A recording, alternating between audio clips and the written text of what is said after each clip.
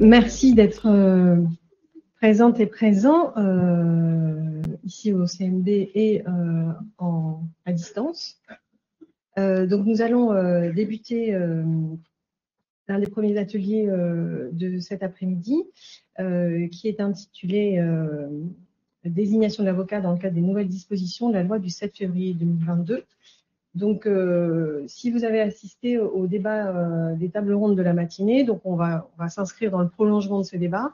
On va essayer de ne pas faire trop de redites, mais néanmoins, on va quand même continuer la discussion et peut-être descendre un petit peu en précision et en technicité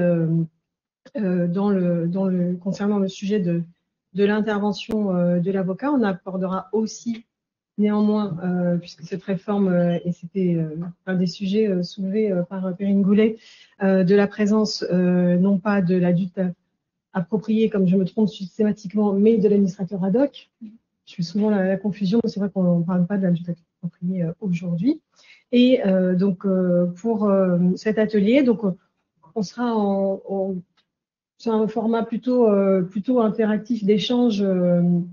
C'est de cette manière-là qu'on l'a souhaité. Donc, on se donne jusqu'à 15h30, maximum 15h40, puisque après, il y a les ateliers 3 et 4 qui vont prendre la suite pour nous laisser le temps de changer. Et donc, assez classiquement, on va se donner environ 45 minutes en termes de propos liminaires ou en tout cas d'échange, d'interpellation de nos invités, et ensuite consacrer les 3 quarts d'heure restants aux échanges qu'on pourrait avoir ensemble dans cette salle avec vous, y compris en évoquant s'il y a des questions des personnes qui assistent à distance et qui font part de leurs questions ou de leurs observations via le chat de la visioconférence. Alors, pour débattre de ce sujet, nous avons le plaisir d'avoir cet après-midi, je vais commencer par ma gauche, d'avoir cet après-midi notre consoeur Isabelle Gerdet, qui est donc avocate au barreau de Tours, avocate d'enfants, membre du groupement d'avocats d'enfants de Tours et également membre du groupement, du groupe de travail des mineurs du Conseil national des barreaux. À ma droite, Madame Christine Blanc, qui est première vice-présidente du tribunal pour enfants du tribunal judiciaire de Nanterre. Et vous êtes également coordinatrice, juste coordinatrice, surtout ça, dans cette juridiction. Et enfin, Isabelle Clanet-Guillamani, qui est également avocate au barreau des Hauts-de-Seine, bâtonnière, je dirais, désignée, donc qui prendra ses fonctions, sauf erreur de ma part, le 1er janvier arrivant, au barreau des Hauts-de-Seine. Voilà. Également avocate d'enfants aussi, et spécialiste. Ah, excusez-moi. Voilà. Donc deux spécialistes qui ont passé le certificat de spécialisation avec succès. Donc ce nouveau certificat qui est possible, cette nouvelle spécialité qui est possible pour les avocats désormais grâce au travail du Conseil national des barreaux. Merci Arnaud Rémy d'y avoir contribué. Tu n'es pas tout seul, mais néanmoins. Voilà pour cette spécialisation. Et nous excusons malheureusement Madame Gisèle Delcambre, qui est vice-présidente du tribunal pour enfants de Lille, juge des enfants à Lille, qui est également présidente de l'association des avocats, des magistrats de la famille de la jeunesse, qui devait donc être présente, mais qui malheureusement est souffrante. Et donc nous la saluons, nous souhaitons un bon rétablissement si elle nous suit à distance en visio.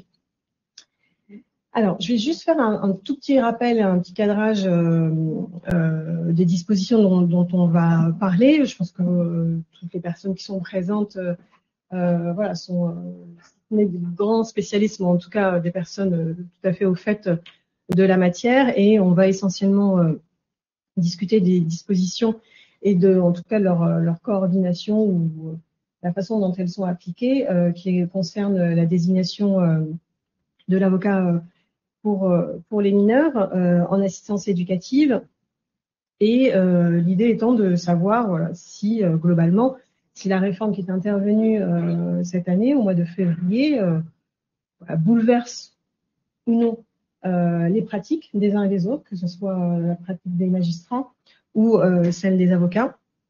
Et donc les deux textes principaux dont nous allons discuter sont l'article 1186, donc qui, lui, n'a pas été modifié par cette réforme, et je vous en rappelle les termes. Hein.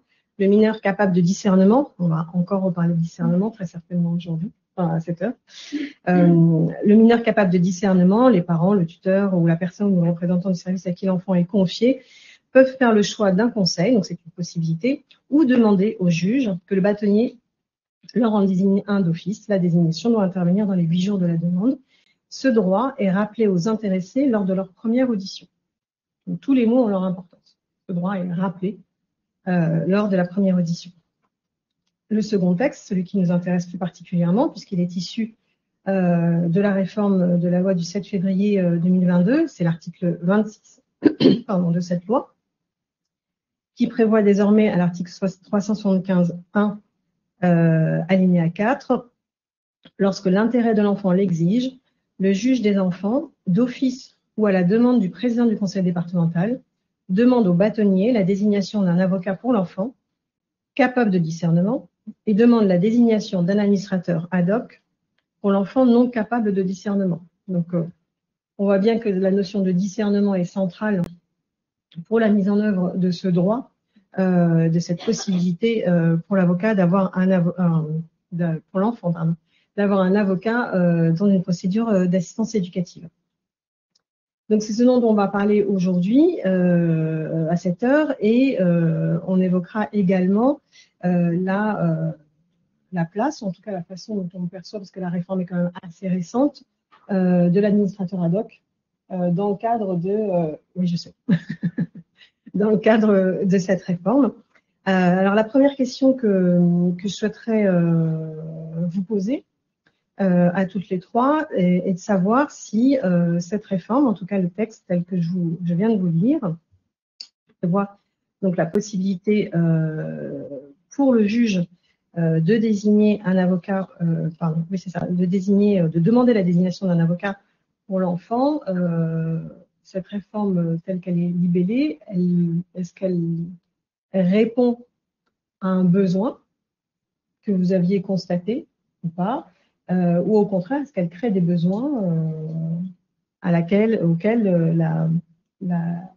les textes, sachant que tous les décrets ne sont pas parus, les textes répondent ou pas en l'état.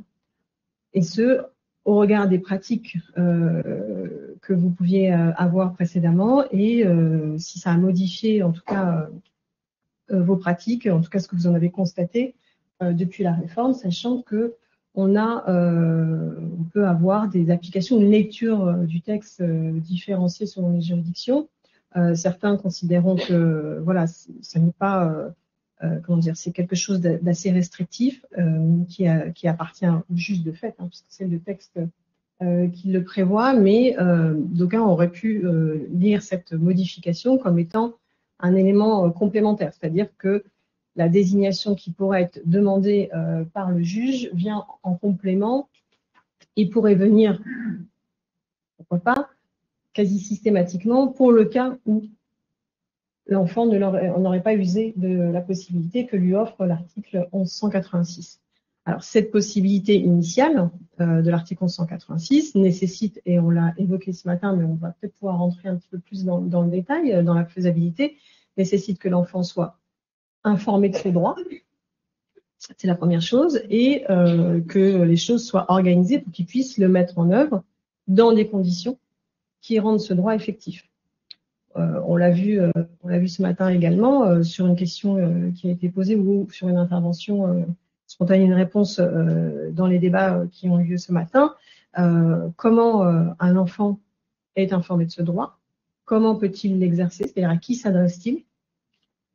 Est-ce que les juridictions ont une autonomie, une marge de manœuvre, justement, dans la mise en œuvre de ce droit, ou en tout cas la possibilité, enfin l'information qui est donnée à l'enfant de savoir qu'il a la possibilité d'avoir un avocat? Est-ce que c'est quelque chose qui peut se travailler au niveau d'une juridiction, en collaboration avec les barreaux, sachant que la circulaire, se fait par la circulaire du mois de mai, justement, prévoyait et en tout cas proposait ou inciter la signature de conventions au niveau des juridictions pour la mise en œuvre de cette disposition. Est-ce qu'il y a d'autres, comment dire, d'autres outils ou d'autres façons de procéder au-delà de la convocation qui permettraient de rendre ce droit effectif? Et dernière question, en tout cas qui est comprise un petit peu dans cette première questionnement, et là ce sera un peu l'expérience qui a été faite à Nanterre. Est-ce que la désignation systématique, qu'elle soit initiale ou éventuellement complémentaire, qui serait un entre-deux fait par le juge, au cas où l'enfant ne se saisit pas de cette possibilité, est une solution pour la garantie des droits de l'enfant et qu'il puisse être représenté pleinement tel qu'on l'a évoqué ce matin dans des débats. Voilà, c'est un petit peu, voilà, c'est un petit cadrage un petit peu large, mais surtout autorisez-vous, n'hésitez pas à rentrer dans des considérations vraiment très très pratiques ou techniques ou des implications que pourrait avoir justement la mise en œuvre de ces dispositions et la réflexion sur, alors, il y a l'expérience de la désignation automatique, mais il y a peut-être des choses intermédiaires à imaginer. Madame Blanc, j'ai envie de vous donner la parole en premier et vous choisissez l'ordre dans lequel vous souhaitez répondre. Non, moi je ne pense pas que je ne sais pas là, c'est bon? Voilà. Je ne fais pas l'analyse que l'article 26, qui modifie l'article 375.1, révolutionne véritablement le rôle de l'avocat, tel qu'il est édicté, encore une fois, vous l'avez rappelé. On est toujours sur la question, qui est la question centrale, qui est la question du discernement. J'évacue peut-être tout de suite quelque chose concernant le fait donc que le juge des enfants, c'est ce qui est indiqué au premier chef, d'office, peut demander au bâtonnier de désigner un avocat. La question qui s'est posée, c'est de savoir si éventuellement l'article 75.1 tel que rédigé faisait obstacle, ou plus exactement annihilait la possibilité pour le mineur discernant de demander à ce qu'on lui désigne un avocat ou d'en désigner un lui-même. A priori, c'est une question effectivement qui peut se poser, mais je crois que les juges des enfants, en tous les cas, tous ceux avec qui j'ai pu échanger et sur les forums également, considèrent que non, très clairement, il y a peut-être une difficulté de rédaction. Je sais bien que l'article 1186, c'est un décret, c'est un article qui a été modifié par décret, mais il n'en reste pas moins que dans les travaux préparatoires, il est très clair que l'article 375 modifié vient combler un vide. C'est ainsi que les choses sont très clairement indiquées. Donc c'est combler un vide, c'est-à-dire permettre au juge des enfants de ce qu'il ne pouvait pas faire auparavant, mais qui n'a pas pour vocation de restreindre les droits de l'enfant et donc de lui interdire de désigner lui-même ou de faire le choix lui-même de demander au juge de lui désigner un conseil. Enfin, je ne pense pas que ce soit, encore une fois, si débat il y a, mais je ne pense pas qu'il y aura véritablement de débat. C'est encore une fois quelque chose qui s'articule en complément, et non pas qui fait obstacle à l'article 1186. Ceci étant dit, très clairement, l'article tel que vous l'avez relu pose très clairement que l'avocat d'enfant n'est pas systématique. Je crois que tout le débat est là et tous vos questionnements sont là. Et puisqu'encore une fois, il est indiqué, le juge des enfants d'office peut demander au bâtonnier pour l'enfant capable de discernement. Et elle introduit bien sûr une autre notion, qui c'est celui d'administrateur ad hoc, et pour l'enfant non discernant, et puis là, on en parlera dans un deuxième temps, mais qui pose vraiment question. C'est vrai que ça a un peu surpris tout le monde, et la compréhension que l'on peut en avoir pour l'instant est assez délicate. Concernant donc la désignation de l'avocat et le rôle de l'avocat. Bon, le fait, là je vais enfoncer les portes ouvertes, le fait que l'avocat a toute sa place auprès de l'enfant, ça n'a jamais été discuté, c'est pas discutable, c'est une évidence absolue, il est son porte-parole, il favorise la parole de l'enfant, il lui permet parfois d'ailleurs de s'autoriser à parler, c'est encore une fois une évidence, mais j'ai envie de dire, dès que je parle de parole, forcément on pose là tout le débat du rôle de l'avocat et de la mission de l'avocat, hein, puisque si, encore une fois, on considère, et il me semble hein, que c'est la mission générale de l'avocat de porter la parole de son client, hein, par définition, il porte, quand il assiste un mineur, il porte la parole de ce mineur. Hein, c'est-à-dire que cela suppose que le mineur soit en capacité d'avoir accès à la parole, d'avoir un raisonnement à minima, d'avoir à minima des capacités d'expression, des capacités de faire des demandes, hein, et donc immanquablement, encore une fois, on retombe sur la question du discernement, et cette question du discernement, hein, elle a toujours été reprise, hein, que ce soit en droit interne ou dans la Convention internationale, hein, puisque l'article 12 de la Convention internationale des droits de l'enfant hein, nous dit bien, je suis en train de le rechercher, vous allez me le retrouver, donc c'est l'article 12, hein,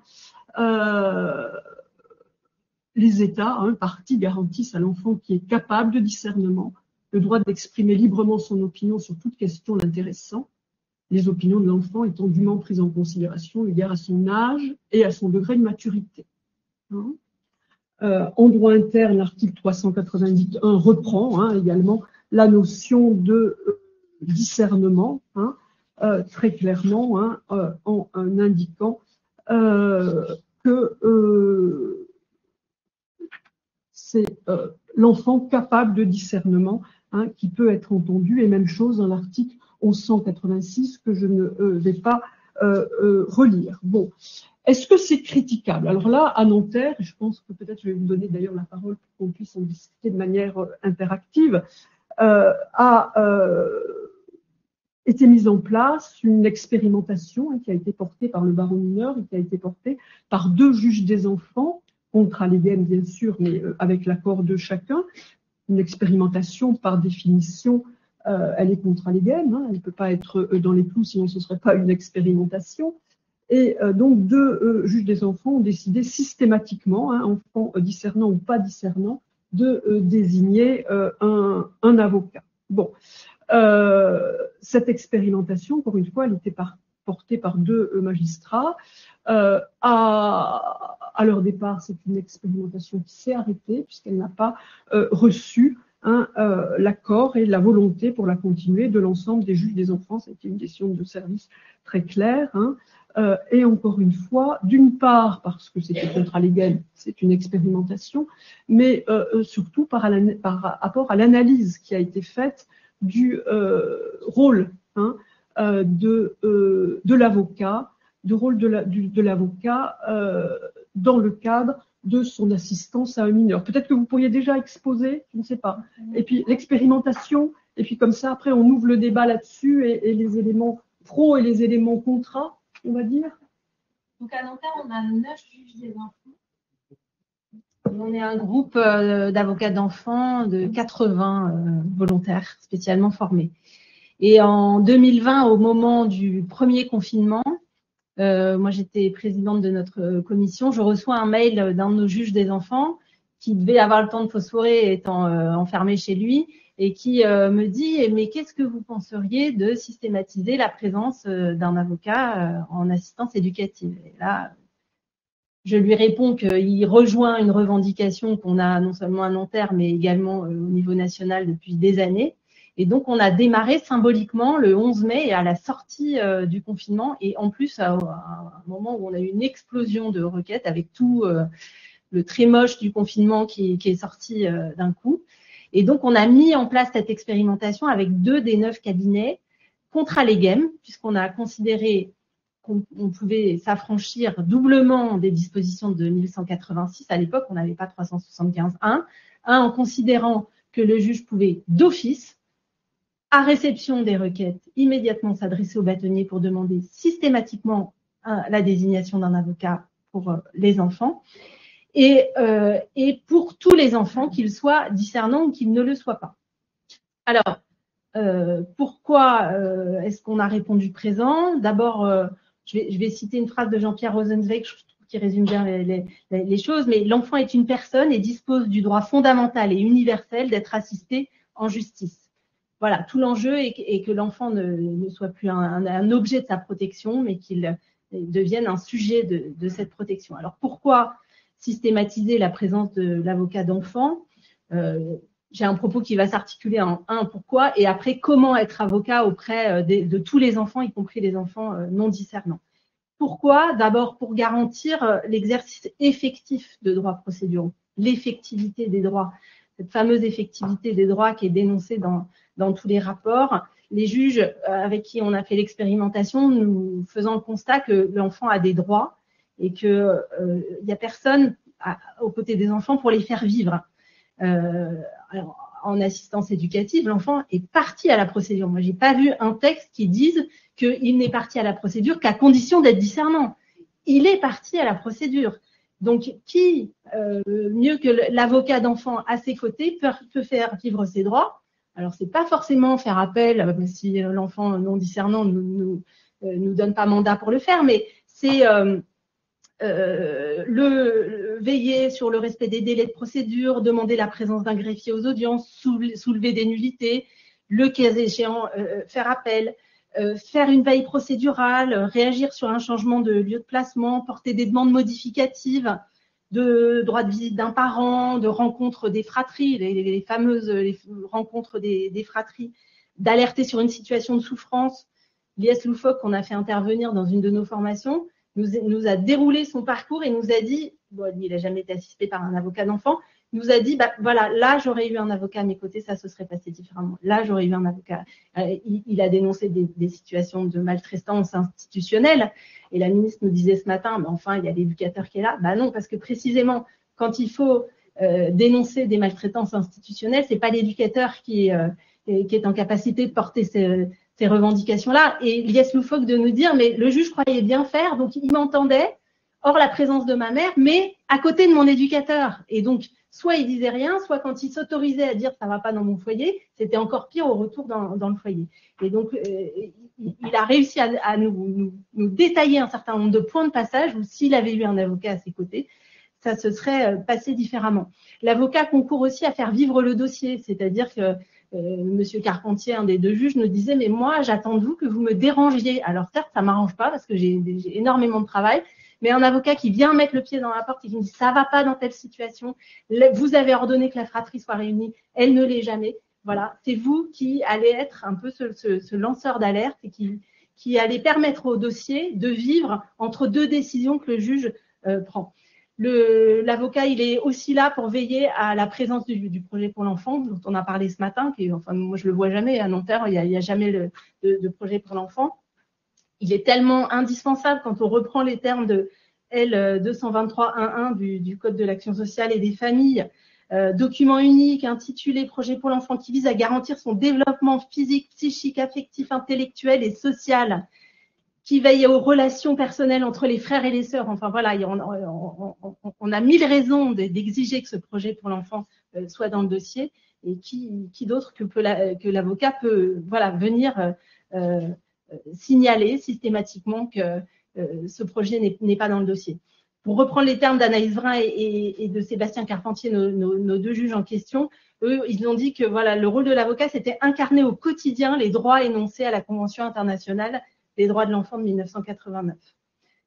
La deuxième raison, c'est de garantir un traitement égal de chaque enfant devant la justice. On en a beaucoup parlé ce matin. Mais si le magistrat n'a plus à questionner le discernement d'un enfant, qu'il ne connaît pas, qu'il va découvrir à la première audience, eh bien, on replace l'enfant au cœur du débat. On ne se pose plus la question de son discernement.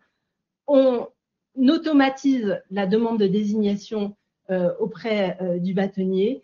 Le magistrat n'a plus à vérifier que ce droit a été porté à la connaissance de l'enfant. Il n'a plus, le cas échéant, à éventuellement examiner une demande de renvoi si l'enfant qu'il reçoit lui dit à qui doit rappeler qu'il a ce droit. Parce que qui va comprendre dans les convocations, vous avez le droit. On me racontait que dans certains barreaux, c'est écrit, c'est dans une police toute petite. Et qui va vérifier que l'enfant a pu lire sa propre convocation et comprendre qu'il a ce droit? Et lorsque le magistrat lui rappelle ce droit en ouverture d'audience, si l'enfant lui dit bah oui, j'aimerais bien avoir un avocat, quel magistrat peut se permettre dans les conditions actuelles d'agenda, d'audiencement, de reporter un dossier pour demander la désignation d'un avocat? Et les magistrats de nous dire mais quel juge n'a pas oublié de poser cette question en ouverture d'audience? Quel juge n'a pas refusé un renvoi parce que raisonnablement il ne pouvait pas renvoyer l'affaire dans des délais raisonnables?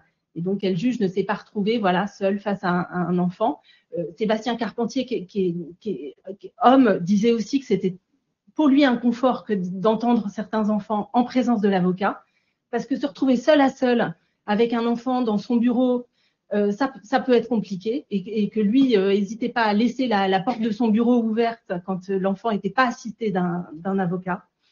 Et donc voilà, l'idée c'est que l'avocat désigné préalablement à la première audience a le temps de recevoir l'enfant à son cabinet, de lui donner connaissance des éléments de la procédure, de préparer avec lui cette audience, d'avoir avec l'enfant un espace de parole confidentiel, garanti par le secret professionnel, et de donc s'assurer qu'il n'existe pas de disparité dans le traitement territorial des situations, y compris dans certains tribunaux. Il y a des cabinets qui vont considérer qu'on est discernant à 8 ans, d'autres qui vont considérer qu'on est discernant plus tard.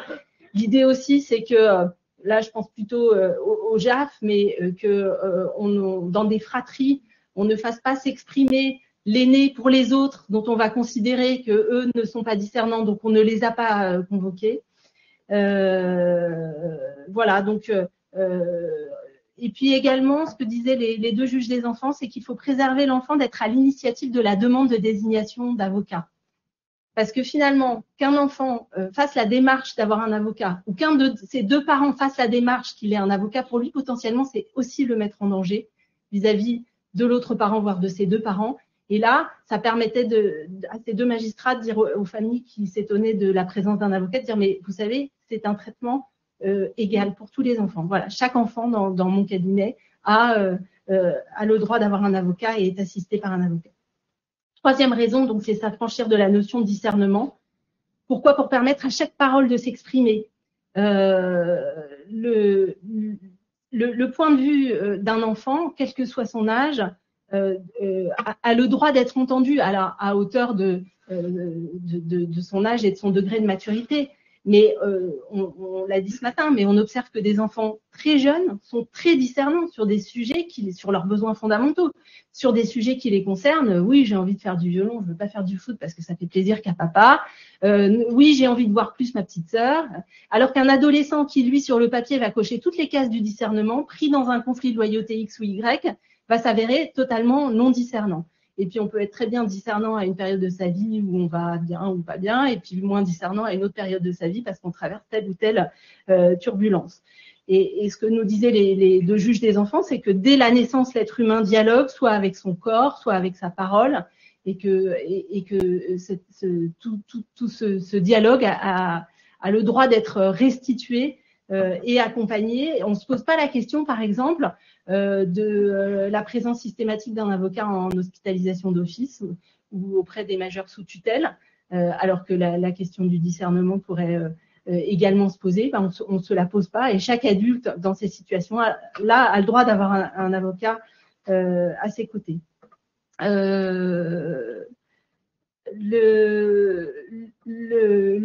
L'important à notre sens, c'est que, alors on a été très exigeant avec, j'en vois certains dans la salle, avec les avocats d'enfants du barreau de Nanterre, c'était d'être formés et c'était de s'appliquer une discipline d'enfer, y compris avec des désignations sur des très courts délais. Mais et on a fait une vraie police. On exigeait que les enfants ne soient pas reçus dans les couloirs avant les audiences, qu'ils soient reçus au cabinet des avocats, que donc l'enfant ait eu le temps de faire la connaissance avec son avocat, soit dans une situation de mise en sécurité, de confiance, qui lui permettait d'aborder ce temps judiciaire qui est souvent très anxiogène d'une manière totalement différente parce que, voilà, accompagné par cet avocat dont il avait pu faire la connaissance préalablement. Et les juges ont pu observer que les paroles s'exprimaient beaucoup mieux, parfois même plus loin que ce qui avait été confié à l'avocat, parce qu'il y avait eu toute cette mise en confiance préalable qui permettait à l'enfant, pour certains, de faire des révélations dans les cabinets des juges qui ne s'étaient même pas autorisés auprès de leur avocat, mais voilà, parce que tout ce travail préparatoire avait pu être fait. Les deux juges, voilà, je les cite, l'avocat favorise la parole, la prépare, l'autorise, la soutient devant le juge. Après, ça ne veut pas dire qu'on prend en considération tout à même niveau que quand on est discernant, que quand on ne l'est pas. Mais là, et je pense notamment à la résolution adoptée en 2015 par l'Assemblée parlementaire du Conseil de l'Europe, qui nous disait le point de vue des enfants concernés doit être pris en compte en fonction de l'âge et du degré de maturité. Voilà. Le quatrième argument, c'est de garantir la présence d'un avocat dès le début du parcours judiciaire de l'enfant. Le défenseur des droits avait fait le constat que l'enfant connaît très rarement le droit d'être assisté par un avocat et les avocats sont très peu sollicités. Lorsqu'ils sont désignés par le bâtonnier à la demande du juge, la procédure est déjà trop avancée, ont relevé les magistrats. Donc, il est important qu'on soit là, mais dès le démarrage de la procédure, on pourrait même l'envisager dès la phase administrative, on en a parlé ce matin, avec le principe un avocat, un enfant, plutôt un enfant, un avocat, que nous avons maintenant, je crois, dans presque tous les barreaux. L'idée étant de stabiliser l'accompagnement administratif et judiciaire de l'enfant, de devenir une figure d'attachement, alors peut-être pas une figure quotidienne, mais en tout cas une figure d'attachement. Le principe restant, en tout cas dans notre barreau, le libre choix de l'avocat, mais à défaut de choisir son avocat, le bâtonnier en désigne un, et c'est ce même avocat qui va suivre l'enfant pendant toute sa minorité, qu'il l'ait connu en accès au droit parce qu'il a appelé la ligne dédiée avocat d'enfant, qu'il l'ait connu à la permanence mercredi, j'en parle à mon avocat, qu'il l'ait connu parce qu'il a été auditionné par le JAF, parce qu'il est concerné par une procédure d'assistance éducative, parce qu'il a du pénal auteur ou victime, c'est toujours ce même avocat qui sera à ses côtés pendant toute sa minorité. Et donc, l'avocat devient un partenaire de la continuité des accompagnements. On s'aperçoit que les juges changent d'affectation, les éducateurs changent de service, les parquetiers changent aussi de tribunaux. L'avocat, par son exercice libéral, est beaucoup moins mobile et donc permet d'être ce phare, cette vigie aux côtés de l'enfant. Moi, il m'est arrivé de plaider pour un enfant nouveau-né que je ne connaissais même pas, qui était encore hospitalisé et qui avait des parents encore mineurs et qui, de toute évidence, n'étaient pas prêts à être parents, la mère étant elle-même suivie en assistance éducative par ce même juge. Mais à l'audience, moi j'ai recentré ma plaidoirie sur les besoins fondamentaux de l'enfant, mais à l'audience, il y a eu des phrases qui m'ont semblé fondatrices, des phrases ciment que j'ai notées scrupuleusement, où les deux parents ont pu dire que certes c'était un enfant qui n'avait pas été voulu, mais que c'était un enfant qui était aimé. Et je me suis dit, mais a priori c'était un bébé qui allait connaître un long parcours judiciaire, mais qu'en tout cas le jour où elle saurait m'identifier, sans doute des années plus tard, et que je pourrais lui lire ces quelques phrases, il me semblait que ça pourrait participer de sa construction. Voilà, être une mémoire aussi, on l'a tous vécu, mais on plaide au JAF, le JAF ne sait pas ce qui s'est passé en AE, on plaide en AE, on ne sait pas qu'il y a du JAF. Voilà, et on s'aperçoit donc que quand c'est le même avocat, on arrive à faire transiter, quand il y a du pénal victime, pénal auteur, on arrive à faire transiter un certain nombre d'informations. Voilà, Monsieur Carpentier disait, voilà, les avocats doivent être un fil rouge pour l'enfant. Après, on avait une deuxième partie sur comment être un avocat auprès des enfants et tout particulièrement des enfants non discernants. Alors, bon, d'abord, un rappel, mais enfin, les avocats sont d'abord des professionnels qui sont soumis à une déontologie qui est protectrice des intérêts des enfants. En rendez-vous, c'est la première chose que je rappelle aux enfants, le secret professionnel, le respect du conflit d'intérêts. Je ne pourrais être que ton avocat, je ne serai jamais l'avocat ni de ta maman, ni de ton papa, ni de l'aide sociale à l'enfance. On est des techniciens du droit, donc on est là pour garantir l'effectivité des droits de l'enfant. Et puis, au-delà de ça, on a aussi suivi une formation pluridisciplinaire. Là, je renvoie au kit de formation qui a été établi notamment par le CNB. Et pour nous, en tout cas, dans notre barreau, on organise chaque année un colloque dédié aux droits de l'enfant et on s'applique à faire intervenir des professionnels du droit, mais pas que. Voilà, des psychologues, des sociologues, des médecins légistes, des psychiatres, parce qu'on n'aura pas la même lecture d'un dossier si on est formé de cette manière et parce qu'on n'aura pas la même manière aussi de mener un entretien avec un enfant si on a bénéficié, voilà, de tous ces apports pluridisciplinaires. Il y a des très belles expressions qui circulent sur le rôle de l'avocat d'enfant, passeur de parole, facilitateur de parole, porteur de parole. Auprès des enfants non discernants, on s'est formé aussi à savoir repérer le non-verbal et tout ce qui se passe que le juge ne peut pas voir dans la salle d'attente au moment où se retrouvent un enfant et un parent, au moment où se retrouvent des fratries qui ne se sont pas vues depuis des mois, au moment où un enfant retrouve un beau-père. J'ai en tête un dossier où la mère à l'audience disait « mais ce beau-père n'est rien pour ma fille, etc. » Et moi, j'avais assisté aux retrouvailles et l'enfant était arrivé avec un cadeau pour ce beau-père.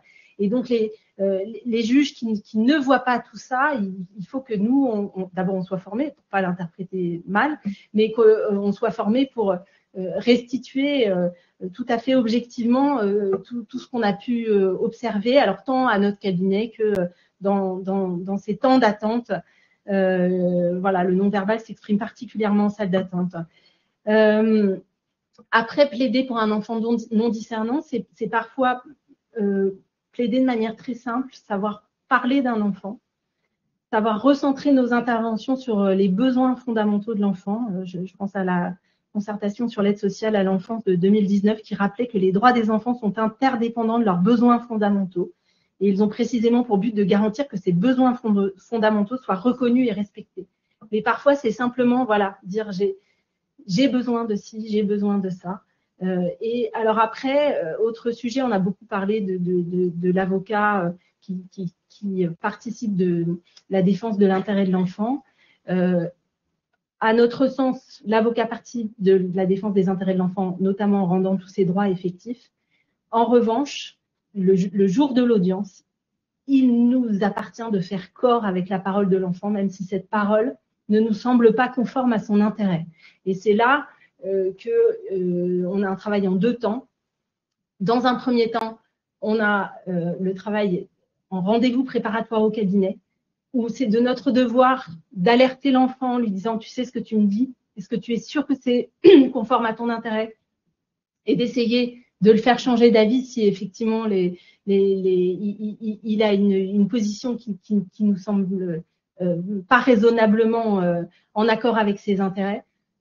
Soit on est entendu, tant mieux. Si on n'est pas entendu, on ne peut pas se permettre de porter une parole qui soit différente des instructions que l'enfant nous donne. D'abord parce qu'on le perd, on va plaider une fois et pas deux pour cet enfant. Enfin, on a cette relation de confiance qui est trop précieuse pour qu'on puisse l'abîmer.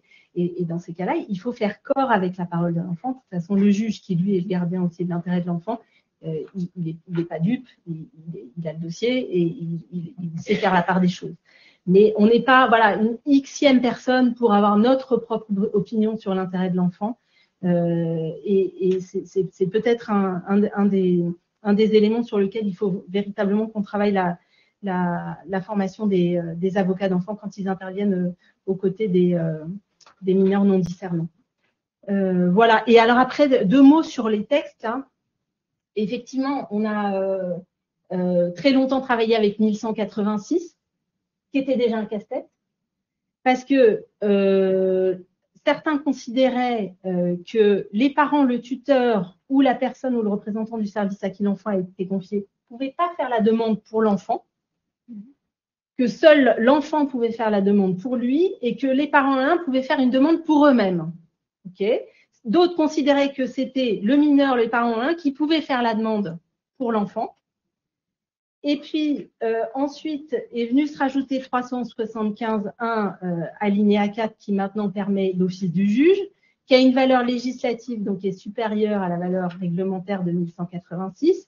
Et on a eu des échos dans certains tribunaux de ce que certains juges des enfants faisaient primer 375.1 sur 1186 en considérant désormais que ça ne pouvait plus être que le juge qui pouvait demander la désignation d'un avocat pour l'enfant.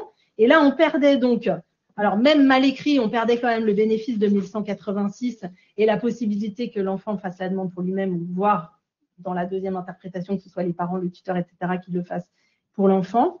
Alors, merci de cette interprétation. Et effectivement, il nous semble qu'un texte ne peut que compléter l'autre et que ça nous semble compliqué de venir restreindre les droits de l'enfant en considérant qu'il y a l'office du juge et rien d'autre à côté. Il en demeure pas moins, mais là, il reste encore un peu de boulot, que 1186 se révèle maintenant complètement inadapté.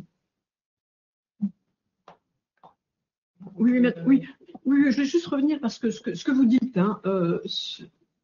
cette canette, bien sûr, est très juste, et très vrai. Mais dans ce que vous nous dites, vous mélangez à la fois les enfants discernants, vous nous parlez du rôle de l'avocat, enfants discernants et enfants non discernants. Quand vous parlez d'IS, notamment lanceur d'alerte, etc., c'est un mineur qui était discernant. Bon. Et je suis désolée vraiment d'y revenir, mais moi, ça me semble être quand même le point central, puisque, encore une fois, tous les textes que j'ai rappelés parlent de l'enfant discernant. Et vous souhaitez, c'est très clair, que l'avocat puisse intervenir enfant discernant, non discernant.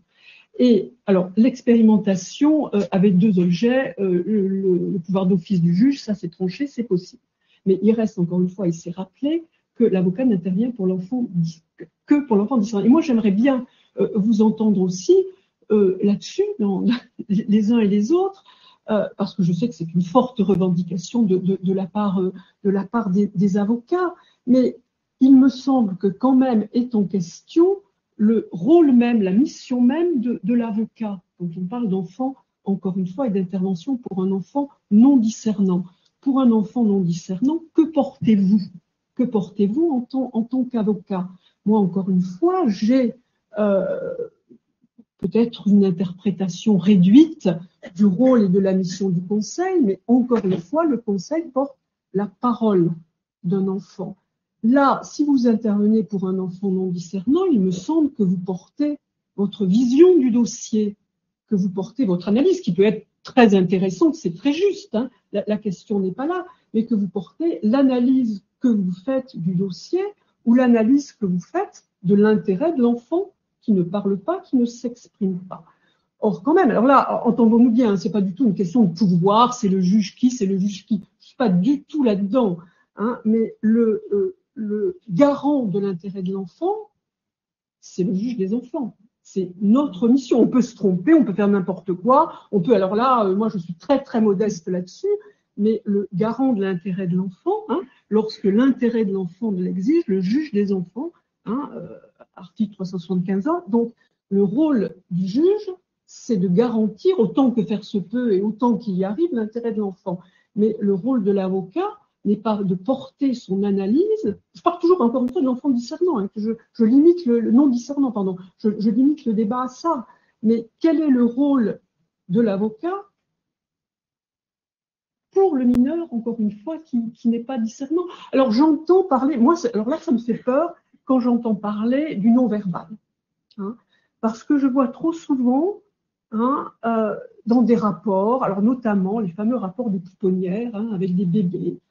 Et quand on voit la PMI, éducateur qui vient nous dire qu'ils ont compris comme une vérité absolue dans le regard de l'enfant ou l'absence d'interaction du regard entre l'enfant et sa mère ou son père, que, pour reprendre les termes habituels des rapports, que le lien n'est pas sécure parce qu'il n'y a pas cet échange de regards, ou le portage aussi, les pages qu'on nous fait sur le portage de l'enfant qui n'est pas sécure et qu'on va en tirer comme conclusion que le lien n'est pas créé, etc.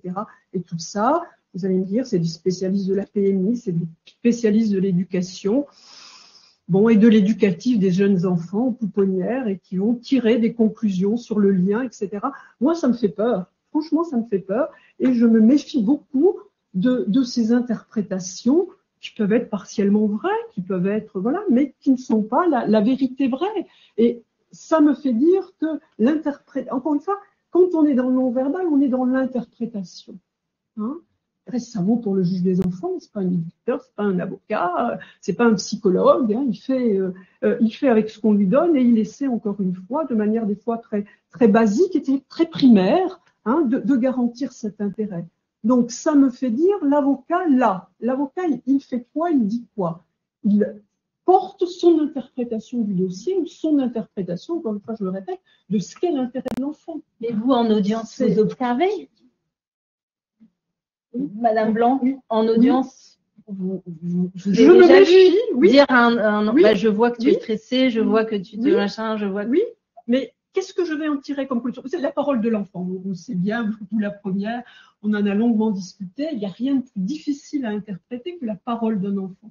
On sait tous qu'un enfant dit des choses parce qu'il croit que, parce qu'il pense que, parce qu'il veut, etc., etc. C'est extrêmement difficile d'interpréter la parole d'un enfant.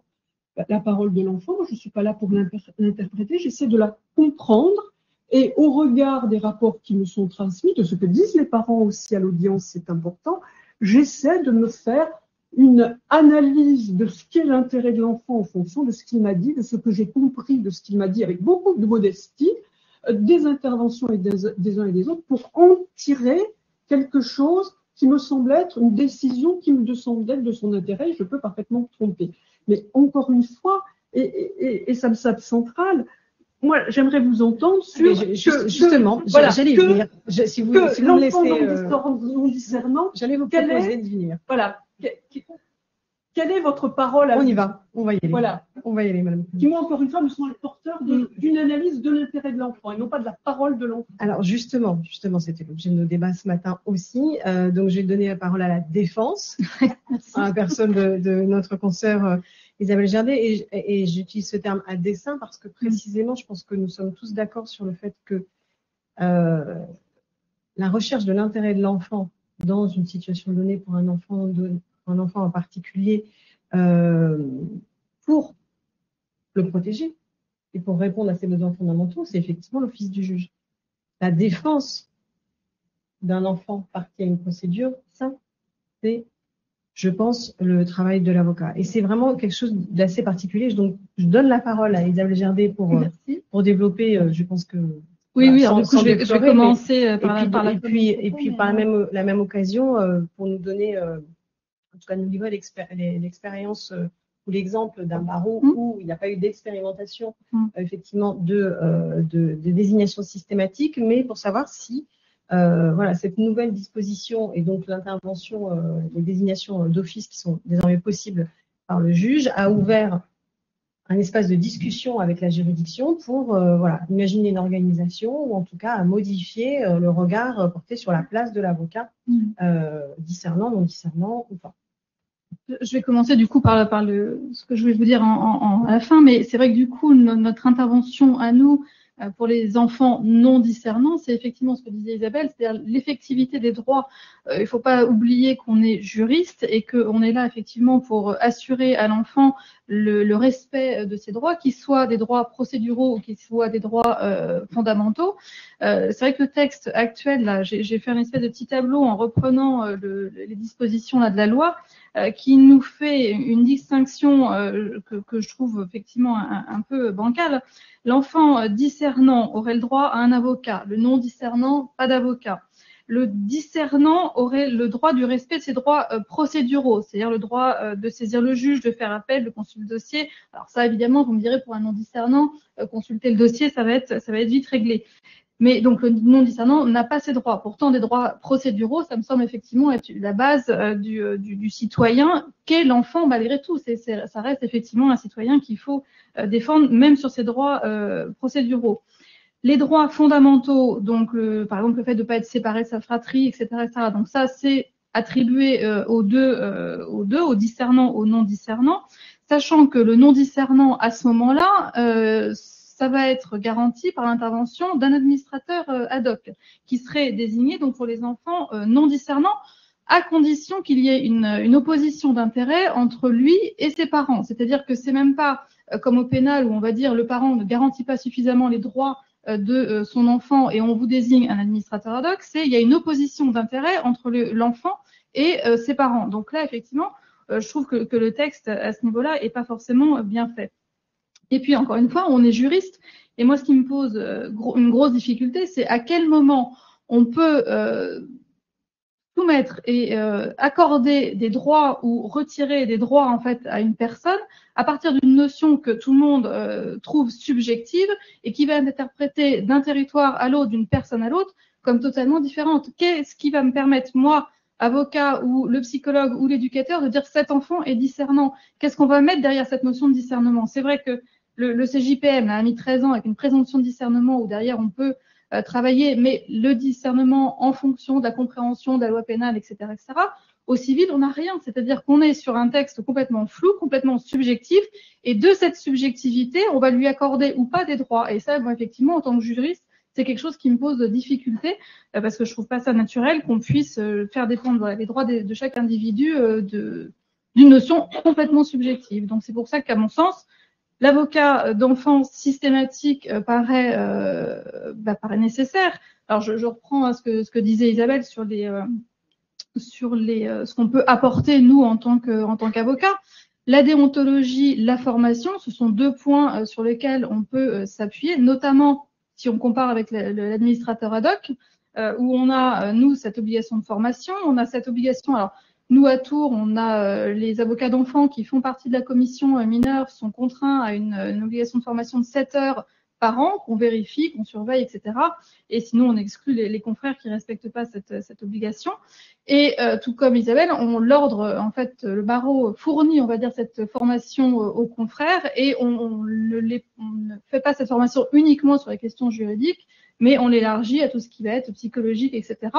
Parce que c'est vrai qu'un enfant, c'est pas un mini-adulte. Hein. Enfin, on peut pas aborder la relation avec un client adulte comme on va l'avoir avec un client enfant. C'est pas du tout la même chose. Et effectivement, le côté avocat d'enfant est peut-être un peu militant, mais quand même ressurgi. Et on est dans une situation et un rapport différent. Je vais reprendre simplement aussi les termes de notre serment, hein. Dignité, conscience, indépendance, probité, humanité. Je crois qu'on a tout dit quand on dit ces propos-là. C'est-à-dire que pour un enfant, ça a tout son sens, évidemment. Le côté indépendance par rapport aux parents, par rapport aux juges, par rapport aux éducateurs, on l'a évoqué ce matin aussi, ça paraît primordial. C'est-à-dire qu'on va être la personne référente sur laquelle il va pouvoir s'appuyer pour venir poser peut-être ce qu'il ne pose pas ailleurs et ce fil rouge au cours de son enfance qu'il va pouvoir effectivement revoir régulièrement. De la même façon, à mon avis, on a quand même beaucoup de dossiers d'assistance éducative où il y a des conflits parentaux qui sont très prégnants et qui sont très importants. Le fait que l'enfant puisse avoir son propre avocat, ça le sort de ce conflit-là. C'est-à-dire qu'il n'est plus objet de ce conflit et il sert, on va dire, de monnaie d'échange entre les parents au niveau du juge, etc. On en fait un sujet de la procédure pleinement et de cette façon-là, effectivement, on lui assure de pouvoir être entendu dans le cadre de ses paroles et de ce qu'il a à dire, avec évidemment la réserve qu'on est là pour porter sa parole dans son intérêt. Donc je pratique comme Isabelle dans la mesure où voilà, on discute d'abord avec l'enfant dans le cadre de nos cabinets pour comprendre sa situation, discuter avec lui expliquer le droit, lui expliquer ce qui va se passer, etc. Et puis ensuite, à l'audience, évidemment, on porte sa parole. Cette préparation aux audiences, nous, pour coup, les magistrats de Tours nous font des retours positifs en nous disant qu'effectivement, ça leur est utile qu'on ait pu travailler en amont avec le mineur dans la mesure où il y a des choses qui vont pas forcément repenser à dire ou qui vont pas s'autoriser à dire devant le juge et pour lequel on va pouvoir les réinterroger en disant mais tu as dit ça, tu étais sûr de ne pas vouloir en parler, etc. Et ça fait quand même avancer les débats et avancer la compréhension du dossier par le magistrat qui va voir l'enfant une fois par an au mieux, alors que nous on peut être amené à le voir effectivement plusieurs fois, quoi. Donc voilà. Sur le barreau de Tours, donc nous on est 324 au dernier comptage avocats au barreau et on est 75 sur la liste de commission mineure. Donc les avocats signent une charte, ils ont 7 heures de formation à effectuer. Et globalement, on a des bons rapports avec les magistrats et les pratiques qui ont été mises en œuvre par la loi de février, c'était des pratiques qui étaient pour la plupart déjà pratiquées sur la juridiction de Tours, que ce soit l'entretien individuel, quelque chose qu'ils faisaient effectivement de façon assez régulière, que ce soit les AEMO renforcés, bon c'est pas l'objet, mais c'est vrai que c'était des choses qu'on pratiquait aussi régulièrement. Pour ce qui est des désignations, alors des désignations, on en a peu, mais on en a lorsque le magistrat va repérer un conflit important, de façon encore une fois à sortir l'enfant de ce conflit et lui permettre d'avoir son propre espace de parole.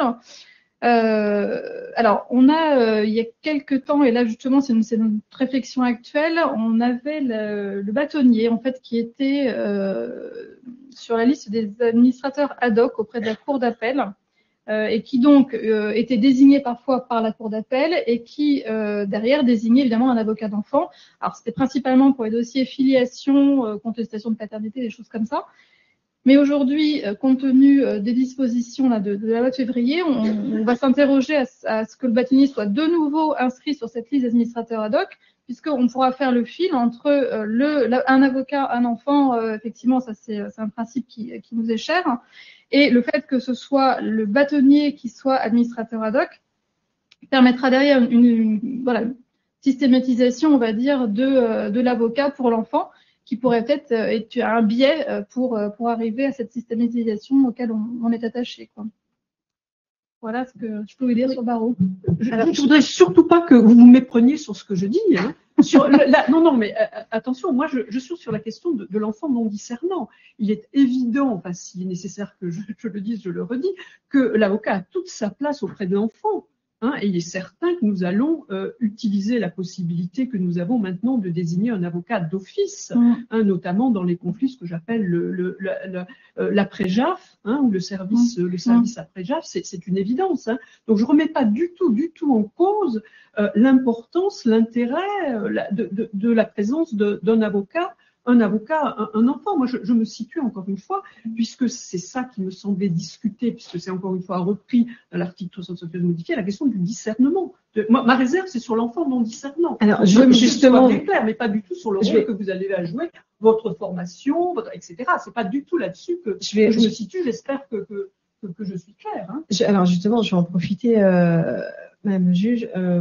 Du coup, je vais vous retourner la question. Depuis le 7 février 2022, concrètement, comment est-ce que vous mettez en œuvre cette nouvelle possibilité que vous avez de demander une désignation d'office sans qu'on vous en ait fait la demande, et comment vous appréciez justement ce critère de discernement dans vos dossiers? Est-ce que vous avez été amené à le faire depuis la réforme? Pas encore. Est-ce que vous avez été amené à vous poser la question nécessairement, j'imagine, et dans quel cas vous avez dit oui, dans quel cas vous avez dit non? Bien sûr, des désignations, effectivement, on va en faire de plus en plus. Après, il a fallu qu'on appréhende un petit peu la réforme, etc. Elle n'est que de février, mais oui, et notamment dans le contentieux JAF. Hein. Très clairement, on utilise cette possibilité d'en désigner d'office. Hein.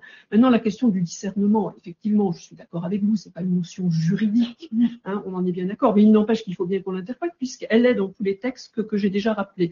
Bon, alors vous allez me dire, le bon sens ne fait pas du droit, j'en suis bien d'accord, mais la notion de discernement, elle se comprend quand même par, encore une fois, une capacité à s'exprimer, une capacité à analyser, et globalement, on la fixe autour du 5-6 ans. Hein. Bon, maintenant, j'ai envie de vous dire, dans les désignations d'office que j'ai faites, la question, elle ne s'est pas posée parce qu'on avait affaire à des adolescents. Hein, dans le cadre de, voilà, donc je n'ai même pas posé la question du discernement. Mais il est bien évident que oui, et notamment dans ces deux dossiers-là, on sera amené à désigner, puisque les mineurs ne feront pas ou sont tellement embringués, hein, dans le conflit père-mère qu'ils ne vont pas faire d'eux-mêmes cette démarche-là, c'est évident. Et je vous rejoins tout à fait, hein, quand vous disiez que au niveau des nouvelles requêtes, on ne le fait pas systématiquement, bien sûr, il ne faut pas se cacher derrière son petit doigt. On ne le fait pas tout simplement. Pourquoi? Parce que effectivement, c'est dans la convocation. Enfin, c'est pas la même chose de lire une convocation et de venir dans une audience d'yeux. Donc, effectivement, si on pose la question, on va renvoyer. hein, parce que même s'ils n'avaient pas, en entrant dans notre bureau, l'intention d'en demander un, il faut être clair, quoi. Ils sont là, ils sont au tribunal, un peu stressés. Donc si on leur dit, t'es sûr que tu veux pas, bien sûr qu'ils vont dire oui, et donc on renvoie. Donc ça, c'est parce qu'encore une fois, bien sûr qu'on ne le fait pas systématiquement. Alors, comme l'heure avance, comme c'est pas comme l'administrateur ad hoc, hein, comme c'est bon ou pas. Non, ou pas. Comme c'est passionnant, du coup, on ne voit pas l'heure filer. Avant de passer aux questions, parce que je crois qu'il y a des questions où c'était une intervention que tu voulais faire, je voulais juste soumettre, pas poser une question, mais soumettre une observation. Potentiellement, le discernement, l'appréciation du discernement pourrait être soumis à un débat juridique. Vous dites que c'est pas une notion juridique, néanmoins, à partir du moment où ça conditionne un droit comme celui-ci, on devrait pouvoir le discuter et soumettre à débat. Ce qu'on est en capacité de faire, notamment au pénal. Au pénal, bien sûr. Et donc, si on peut le faire au pénal, il n'y a pas de raison qu'on puisse pas y aller sur le terrain civil. Voilà, c'était juste une petite observation pour continuer la discussion. Et je crois, Arnaud, tu avais ou une question ou... Oui. C'est une question, une observation voilà. Et une réponse à... Et si vous avez des questions ensuite, on passe à Madame Blanc, parce qu'il y a évidemment, vous l'imaginez, beaucoup de confrères sur le chat qui réagissent à cette interrogation que vous aviez en nous disant finalement qu'est-ce que c'est que le discernement et comment vous allez vous débrouiller avec ça. Je pense que, si je résume bien la pensée de tous ceux qui ont fait des commentaires discernants sur le chat, il faut décorréler totalement le droit à l'assistance d'un avocat de la notion de discernement. À partir du moment où on tourne autour de cette question, discernant ou pas discernant, donc tu as le droit à un avocat ou tu n'as pas le droit à un avocat, nous créons un hiatus, une fracture dans les droits d'un sujet de droit. C'est tout simplement ça.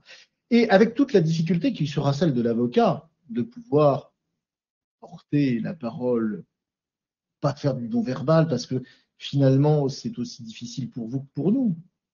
Et il faut aussi couper la tête à l'idée que l'avocat n'est que le perroquet de son client. Nous ne sommes pas que des porteurs de parole. Nous sommes la traduction d'un état d'esprit. Il y a des choses que nous ne disons pas à l'audience parce que nous sommes engagés à ne pas les dire. Ça, c'est le secret professionnel.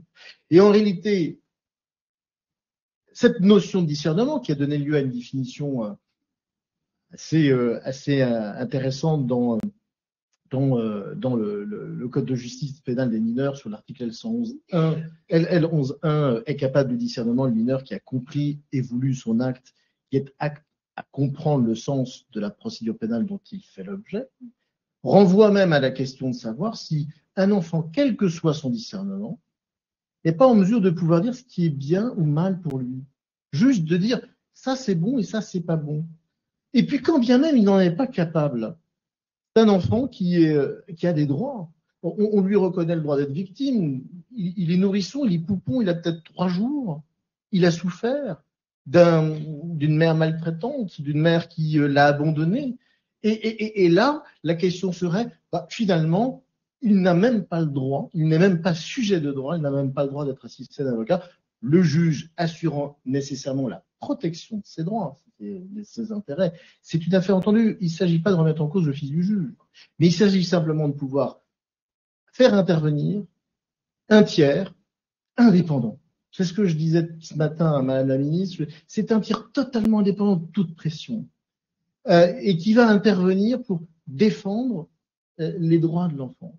Et il y a quelque chose que j'ai un peu de mal à comprendre, c'est que le texte tel qu'il est rédigé, eh bien, il consiste à renvoyer à une simple question de lorsque l'intérêt de l'enfant l'exige.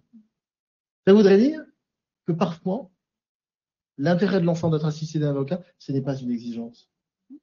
Il y a quelque chose d'assez hallucinant à pouvoir dire, à ce qu'un juge puisse dire non. Il n'est pas de son intérêt d'avoir un avocat.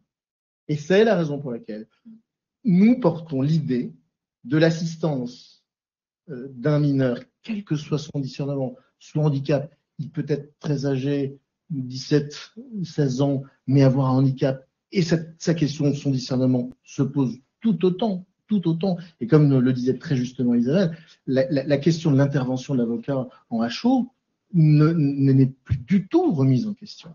Et donc, c'est pas une question de discernement, c'est une question simplement de droit et de conformité aux standards européens, aux standards internationaux, qui consiste à dire chacun a le droit d'être défendu par un avocat. Voilà pourquoi nous sommes porteurs. Alors, j'ai traduit un peu toutes les observations et j'ai essayé de, je ne sais pas si les internautes et ceux qui sont dans la salle diront j'ai oublié des choses. Si c'est le cas, bien qu'ils s'expriment ou se taisent à jamais. Alors, comme j'ai promis un temps justement dédié aux questions, donc on a une partie restituée par un médecin ami pour les personnes à distance. Est-ce que vous avez des questions? Alors, il y a des micros à droite et à gauche dans les allées.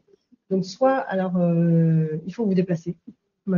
Voilà, pour prendre un micro. Voilà, les deux micros, un à gauche, un à droite. Il faut vous déplacer et aller au micro, quitte à vous le faire passer ensuite.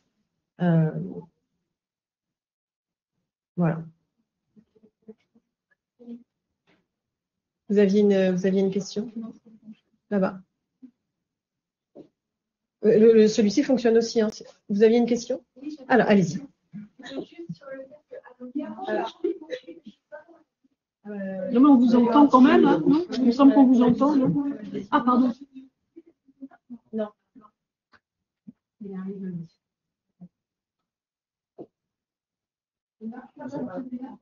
Alors, moi, la question, c'est que vous disiez qu'à la table, il y avait deux juges. Oui, un, deux.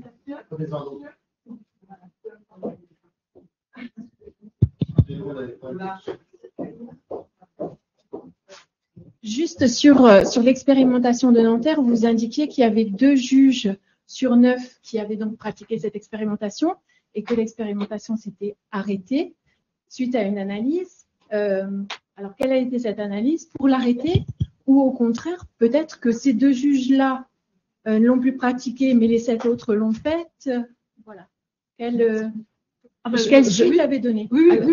C'est tout simplement ces 2 magistrats qui portaient cette analyse là, qui n'était pas partagée. Ça a été discuté en réunion de service assez régulièrement avec le retour qu'ils en faisaient, etc. Et aucun des autres juges des enfants composant le tribunal de Nanterre n'a souhaité poursuivre cette expérimentation. Encore une fois, je vous l'ai déjà indiqué, contra legem et rôle de l'avocat dans le cadre de l'enfant non discernant, avec l'analyse qui... Voilà. Non discernant qui fait, mais pour un enfant discernant, la désignation a continué à être systématique. Pardon, il faut que ce soit vraiment dans le micro parce qu'il faut penser aux internautes qui n'entendent pas ce que vous dites. Pardon, non. Là, elle peut reprendre avec l'article 375 ans, et c'est une expérimentation qui portait à la fois sur l'office du juge et sur l'enfant non discernant. Et c'est surtout sur l'enfant non discernant que la question se posait. Donc, effectivement, une fois que ces 2 magistrats sont partis, il a été mis fin d'un accord commun de... pas majoritaire, mais complet de l'ensemble des juges des enfants qui n'entendaient pas poursuivre dans cette voie-là, pour les raisons que je vous ai expliquées. D'accord. Mais d'un point de vue statistique... Il y a d'autres... Voilà. Et peut-être pour compléter à propos du devenir de cette expérimentation, dans les dossiers pour lesquels on avait été désigné pour des enfants non discernants, étant dans le dossier, on poursuit nos interventions. Donc, d'une certaine manière, cette expérimentation se poursuit, pas à même échelle, mais elle se poursuit. Et enfin, dans les cabinets des juges qui n'étaient pas convaincus, on a pu s'apercevoir que, à l'occasion d'un dossier où ils ont vu qu'il y avait un avocat, y compris pour un enfant non discernant, et qu'ils ont vu la plus-value qu'avait apporté cet avocat, ils ont pu assouplir leur position. Et moi, ça m'est arrivé, intervenant comme parent, de demander la désignation d'un avocat pour des enfants très jeunes.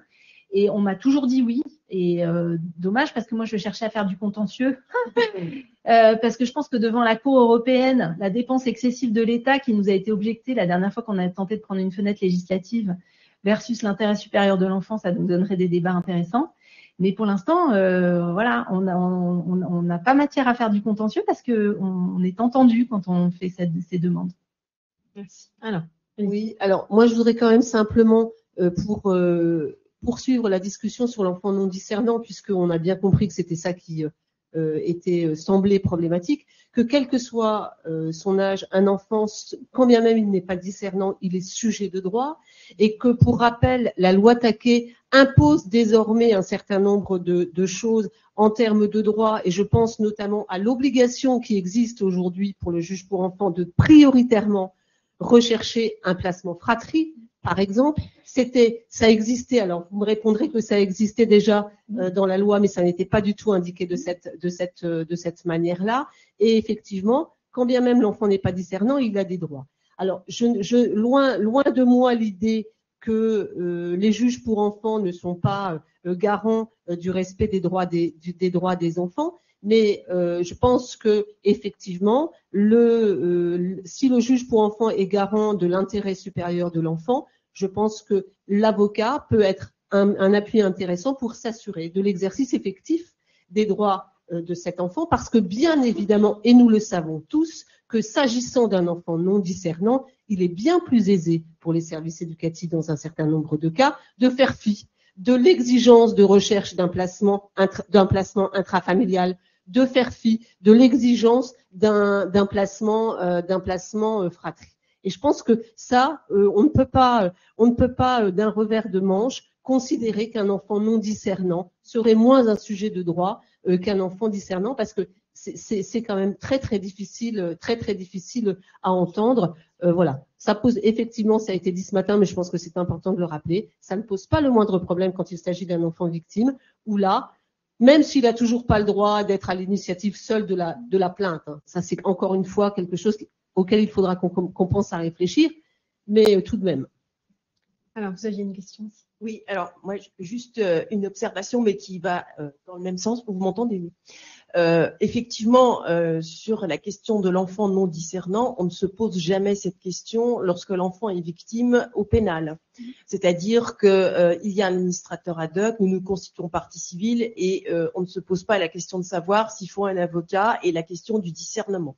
Donc pourquoi cette question du discernement ne viendrait que effectivement dans l'assistance éducative, c'est-à-dire dans la matière civile.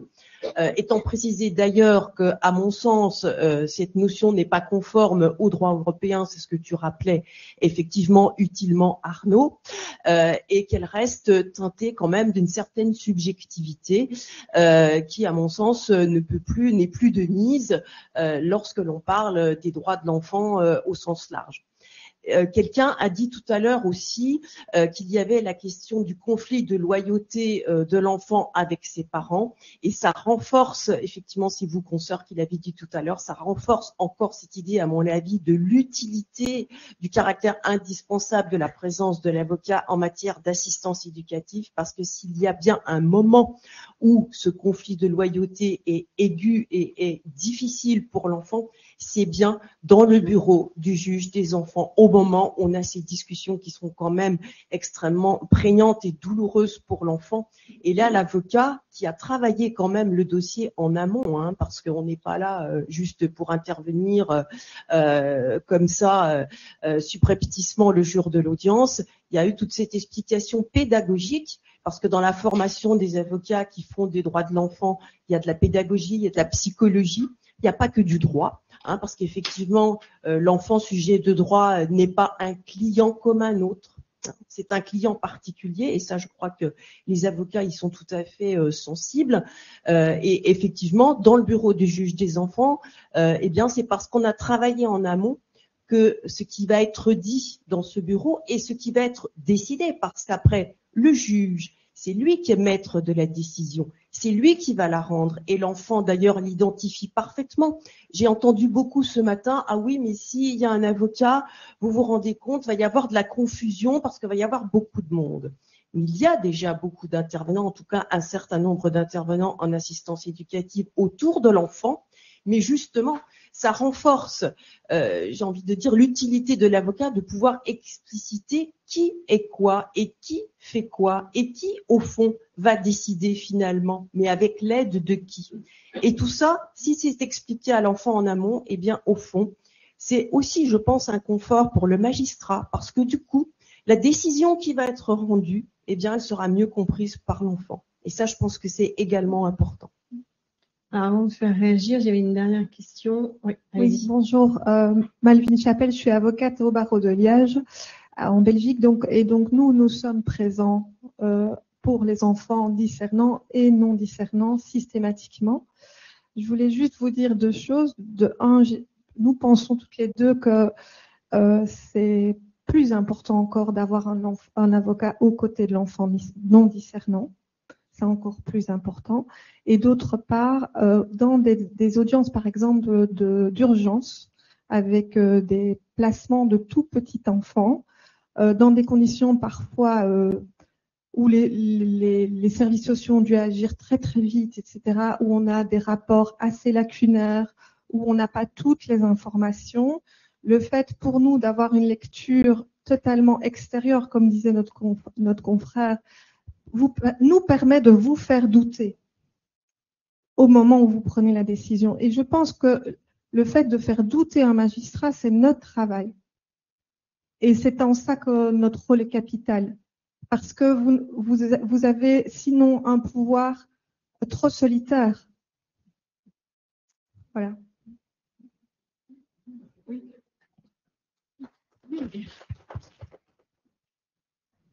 Alors, une dernière et ultime question, parce qu'après, je voudrais que vous puissiez ou répondre ou réagir toutes les trois. Ah non, mais pas que vous. Alors, malheureusement, voilà. Pas le magistrat, mais néanmoins, une dernière question. Vous pourriez y passer des heures. Mais on le fait. Alors, c'est une question, une petite observation et une réflexion en même temps qui va reprendre la réflexion des confrères, mais je voudrais quand même revenir à la loi parce qu'on a avant tout des juristes, des avocats, en tout cas pour la plupart d'entre nous. Mais c'est vrai que le sujet, c'est la place de l'avocat et c'est vrai que je pense, à mon sens, qu'il faudrait peut-être pas circonscrire le rôle de l'avocat d'enfant à cette notion de discernement. Ça veut dire que l'avocat d'enfant n'existerait que lorsque le mineur aurait le discernement. Mais c'est pas la question et c'est pas le sujet. Et puis aller dans ce sens-là, effectivement, reviendrait, Madame le juge, à avoir votre réflexion qui consistait au début de votre intervention à dire mais je ne comprends pas et j'aimerais avoir vos avis sur comment vous intervenez, vous, avocat, pour un enfant, un mineur non discernant. Mais le sujet n'est pas là. J'ai envie de vous répondre par la loi. La loi Taquet, il faut déjà revenir à ses objectifs, qui est la suivante, à savoir donner un socle commun de droit à tous les enfants.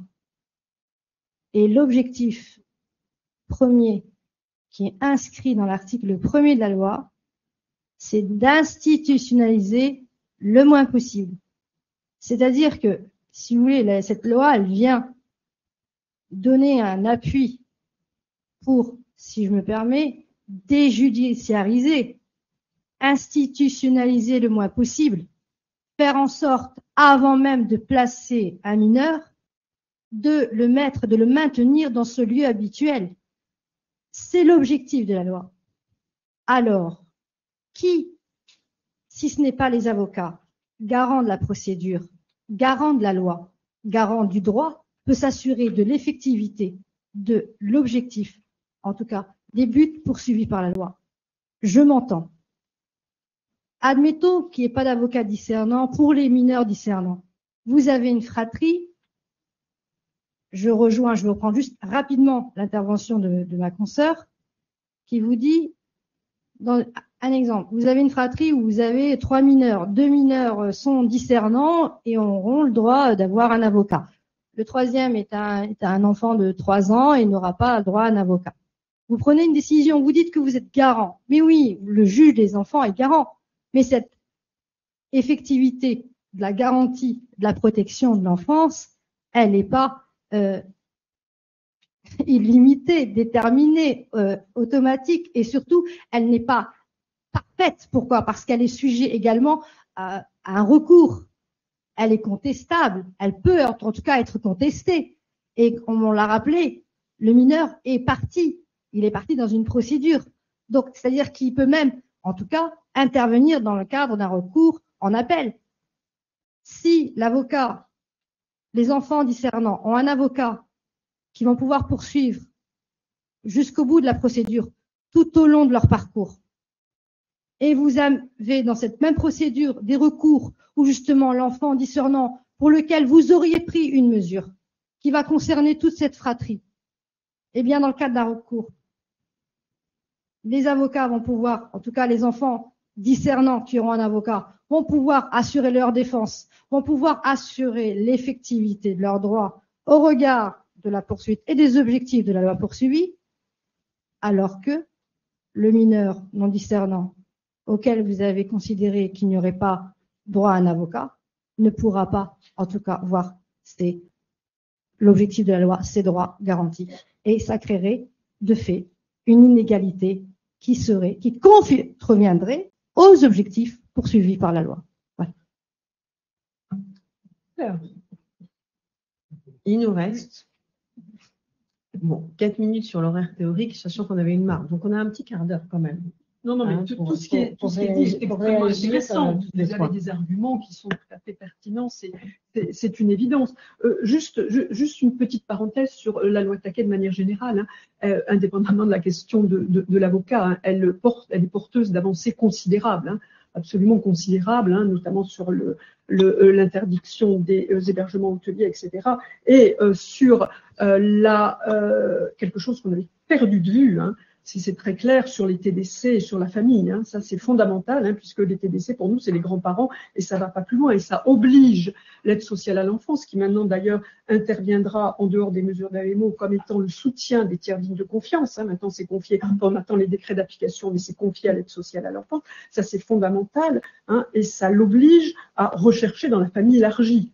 Et ça, je pense que c'est une avancée, mais vraiment considérable. Bon, je ferme juste la parenthèse. Non, tout ce que vous dites, bien sûr, est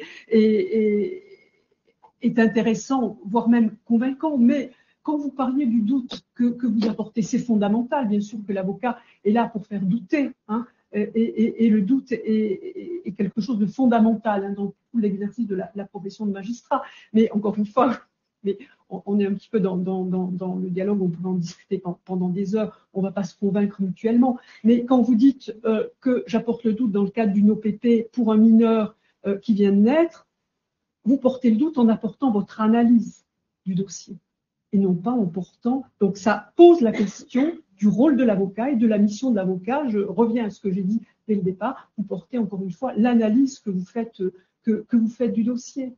Et vous n'êtes pas là, voilà. Sinon, comment on a une OPP, quand on a une OPP, on est dans l'urgence absolue. Le parquet vient de prendre une décision, on a 15 jours, on a un rapport succinct, etc. Qu'est-ce que vous apportez d'autre, si ce n'est des généralités sur le placement, est-il nécessaire, est-ce qu'on n'a pas autre chose, etc.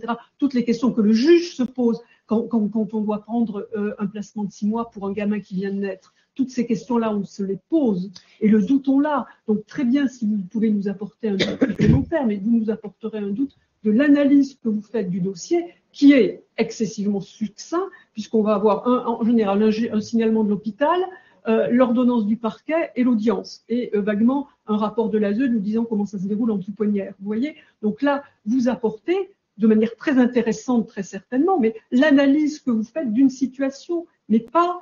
Vous n'êtes pas l'avocat de l'enfant. Enfin, vous voyez ce que... Alors, oui, je crois qu'Isabelle Gerdet va répondre, je pense, sur ce sujet-là particulièrement. On fait pas tant une analyse de la situation qu'une analyse de la loi, en fait. C'est-à-dire que sur les droits fondamentaux de l'enfant non discernant, petit, etc., on vient rappeler le cadre juridique de l'article 175 et des autres textes de la Convention internationale des droits de l'enfant aussi. Et je pense que c'est plus ça qu'on fait qu'une analyse de la situation. On peut évidemment parler de la situation, mais au-delà de ça, on va élargir, à mon sens, le débat à toutes les questions de garantie procédurale, de garantie des droits fondamentaux qui sont importants pour ce petit sujet de quelques mois ou de quelques années. Et c'est ça qu'on leur apporte plus qu'une analyse de fait qui, elle, va effectivement être davantage portée par la pouponnière ou les éducateurs qui vont... avoir le quotidien de l'enfant. Il me semble qu'on est vraiment davantage sur le droit que sur le fait, en fait. Le juge y est, tout au moins j'espère. Oui, mais bien sûr. Mais c'est pas, voilà, c'est pas. Moi, je voulais juste revenir très vite sur le non-verbal.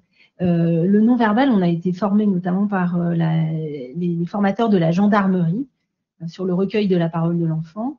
Et le non-verbal, nous le restituons d'une manière factuelle, comme des observateurs. C'est-à-dire que dans les salles d'attente, on est les observateurs de la capacité ou de l'incapacité d'un enfant à aller vers un parent, de l'obstruction même physique que va faire un parent à la possibilité que l'enfant aille voir l'autre parent ou que les fratries se retrouvent dans l'excitation, dans la tristesse, etc. C'est tout ça que nous allons restituer au magistrat. Et le magistrat, lui, il observe aussi du non-verbal dans son bureau. Et ça participe de l'idée qu'il va se faire d'un dossier. Juste une minuscule anecdote, mais dans un de nos dossiers à Nanterre, une petite fille toute petite qui était dégoupillée pendant l'audience, il y avait un climat de tension tel qu'elle ne tenait pas en place. Au moment où son avocat a pris la parole pour elle, elle est allée s'asseoir sur ses genoux et elle s'est endormie. Voilà. Après, chacun en tire la conclusion qu'il veut, mais en tout cas, factuellement, le magistrat a pu observer qu'il se passait quelque chose. Voilà. On n'aura pas parlé de l'administrateur ad hoc, c'est quand même quelque chose qui je pense plus.